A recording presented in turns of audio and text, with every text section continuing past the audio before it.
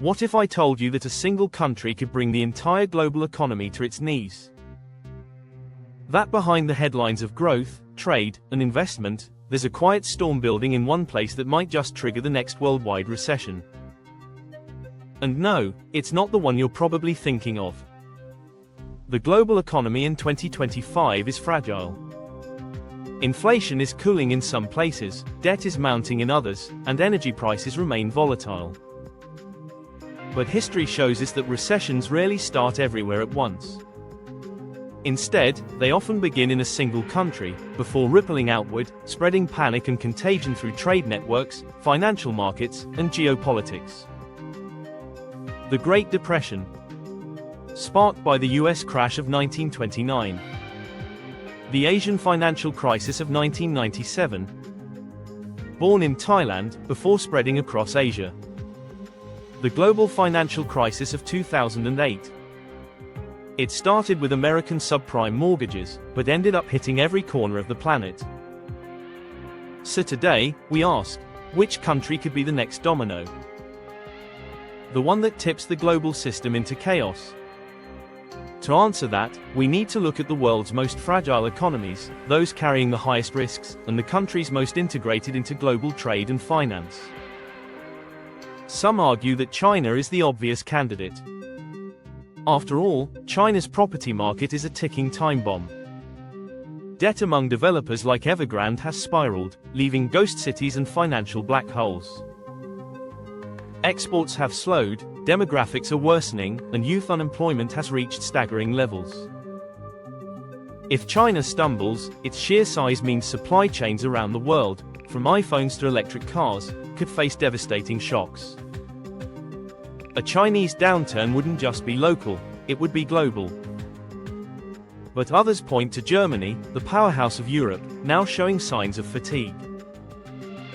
The German model, cheap Russian energy, exports to China, and industrial dominance, has collapsed.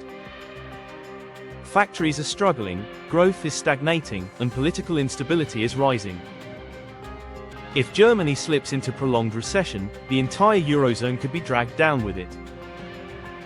And remember, the Eurozone still represents nearly 15% of global GDP.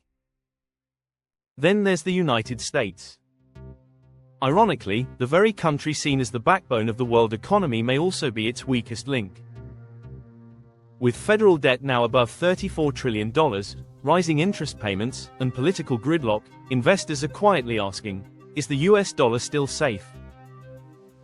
If confidence in US debt falters, the repercussions would make 2008 look small. The US dollar is, after all, the world's reserve currency.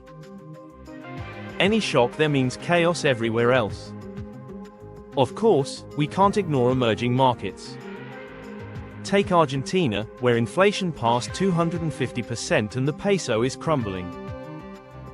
Or Turkey, battling a collapsing currency and spiraling debt. Or even Nigeria, a vital oil exporter facing political unrest and massive capital flight.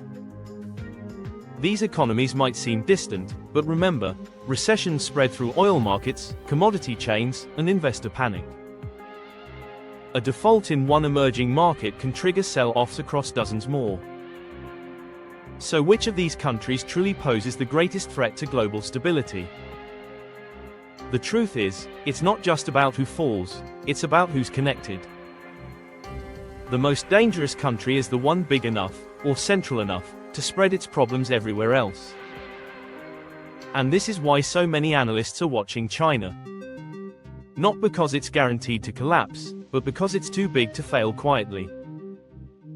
A financial meltdown in Beijing wouldn't stay in Beijing, it would crash into Wall Street, Berlin, Sao Paulo, and beyond. But here's the twist, sometimes it's not the obvious giants that cause the biggest shocks. Remember, Thailand in 1997 was a small economy, but its crisis shook the whole of Asia. Sometimes, it's the unexpected domino that starts the chain. Before we go deeper into the hidden risks and how investors are preparing, I'd love to hear from you. Which country do you think is most likely to trigger the next global recession? Drop your thoughts in the comments, China, Germany, the US, or somewhere else entirely. I'll be reading and replying to as many as I can. Now, let's go further. If we analyze trade flows, debt structures, and capital markets, we see some alarming patterns.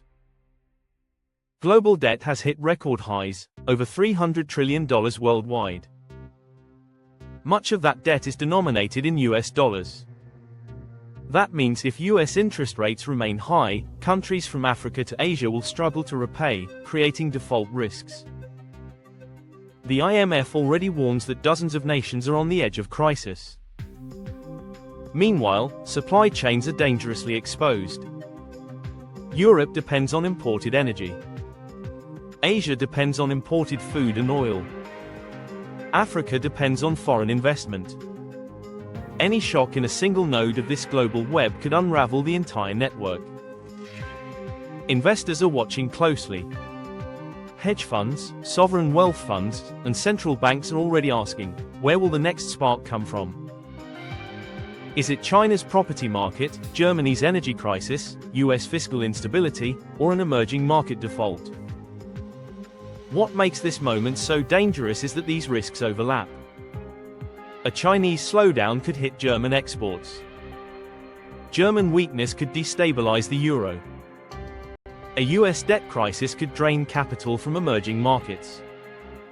And all of this could converge, triggering the worst recession in decades.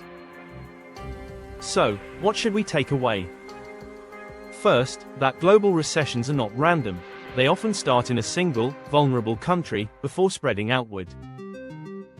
Second, that in 2025, we have multiple potential triggers, each one capable of setting off a chain reaction. And third, that the most dangerous threat may not be the obvious one. Sometimes, it's the silent domino waiting at the edge of the board. Now I want to hear from you. If you had to bet on one country being the spark of the next global recession, who would it be? Let's start a discussion in the comments. And if you found this video useful, don't forget to hit like, subscribe, and share. It really helps us grow this community of people passionate about geopolitics and the global economy. Because one thing's for sure, the next global crisis is coming. The only question is where it begins. Thanks for watching.